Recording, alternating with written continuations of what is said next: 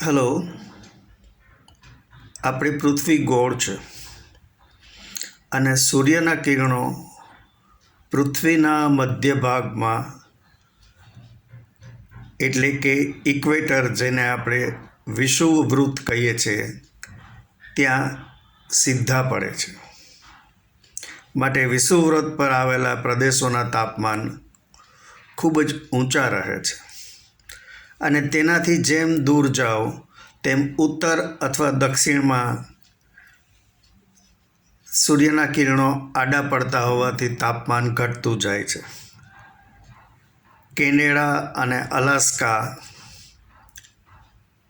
ઉત્તર ધ્રુવ એટલે કે નોર્થ પોલની નજીક હોવાથી ત્યાંનું વાતાવરણ એકદમ ઠંડુ રહે છે. આ ઠંડા પ્રદેશોમાં હિમવર્ષા એ એક સામાન્ય બાબત છે. બરફથી છવાયેલા પ્રદેશમાં જીવન થોડું કપરું તો બને છે, પણ મનુષ્ય ઘરોમાં, ઓફિસોમાં, વાહનોમાં હીટિંગ સિસ્ટમ લગાવી અને મશીનરીથી રસ્તાઓ પરથી બરફ હટાવી પોતાનું જીવન વ્યવહાર જાળવી રાખે છે. પરંતુ પશુ પક્ષીનું શું? ત્યાંના રીંછ અને કેનેડા ગૂઝ બરફથી છવાયેલા વિસ્તારમાં પણ પોતાનું જીવન ટકાવી રાખવા સક્ષમ છે.